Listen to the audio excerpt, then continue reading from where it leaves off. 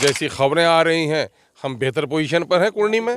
महागठबंधन के लोग बीजेपी से गले मिल के अभी आए हैं तो बी टीम वो है कि हम हैं। उनको मेरी मौजूदगी उनको खटक रही है और उनको परेशानी हो रही है। ये ओल फोल बक रहे हैं। जब तक गोद में बच्चा न था गैरों के बच्चे गोद में थे।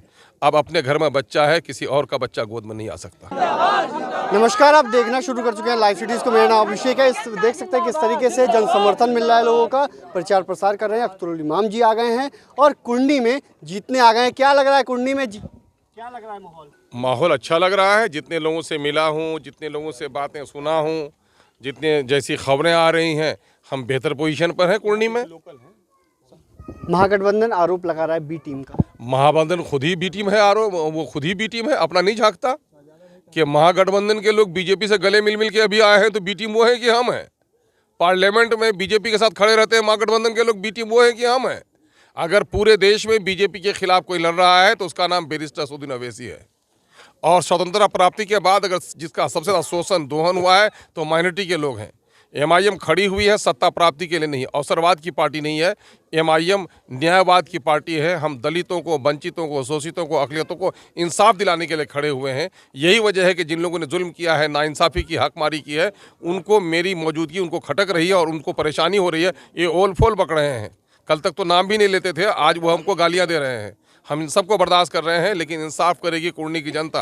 कुर्नी की आवाम को जगाने के लिए हम लोग आए हैं कि बीजेपी का खौफ दिला करके इन लोगों ने वोट लिया है हमसे और बीजेपी से बचा भी नहीं सके। हमको हमारी गर्दनें भी कटवाई, इबादत खाने भी तोड़वाए, हमारी नौकरी भी गई, हमको सबसे गरीब भी रखा गया और उसके बावजूद भी अब भी गरीब रखना चाहते हैं। वो ज़माना गया, लोग जाग चुके हैं। हमारे नौजवानों की गैरत जाग चुकी है। हमारे नौजवान अब किसी के सामने में सर झुका नहीं सकते, वो सर कटा सकते हैं, सर नहीं झुका सकते हैं। वो जज्बा हमारे नौजवानों में आ गया है। क्या लगता है कुंडी में क्या लग रहा है आपको? मैं कह रहा हूँ मैं बहुत बेहतर पोजीशन पर हूँ। मैं बहुत बेहतर पोजीशन में हूँ। हमारे लोग, हम शोषितों को, दलितों को, सबको जोड़ रहे हैं। जिन जिन लोगों के साथ नाइंसाफ़ी हुई है, वो तमाम तर मजलूम तबका, वो तमाम तर महरूब तबका, वो वंचित वर्ग के लोग हमारे साथ हैं और हम अच्छा प्रदर्शन करेंगे। लड़ाई किससे है? अब लड़ाई किससे है वो जाने। मैं तो लड़ रहा हूँ अपनी जीत के लिए, अपनी समस्याओं के समाधान के लिए, जुल्म के खिलाफ और ये व्यवस्था के खिलाफ लड़ाई लड़ रहा हूँ। और जो लोग हैं, मेरी लड़ाई पूरे तो उन व्यवस्था से, उस व्यवस्था से है जिस व्यवस्था में सामाजिक न्याय का नारा दिया गया और सामाजिक न्याय से लोगों को वंचित रखा गया।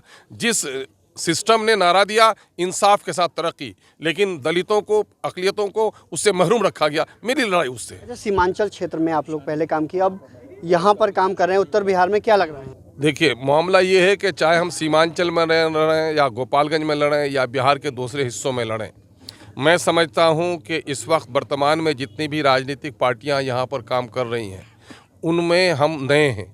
लेकिन इस अल्प अवधि में जो हमारा जनाधार बढ़ा है, तो मैं समझता हूँ कि किसी पार्टी का जनाधार इतना नहीं बढ़ा है। इसलिए हम लोग बहुत संतुष्ट हैं अपने काम से। और हमारा सबसे बड़ा सरमाया जो हमारा नौजवान है, वो नौजवान अब तय कर चुका है कि जब तक गोद में बच्चा न था गैरों के बच्चे गोद में थे। अब अपने घर में बच्चा है, किसी और का बच्चा गोद में नहीं आ सकता। क्या कुछ कहा है, किस तरीके से उत्साह है, कई सारी बातों को कहा है, जीत का दावा किया है। उन्होंने कहा कि लड़ाई वो जाने, लेकिन अब हम सर झुकाएंगे नहीं, सर कटाएंगे।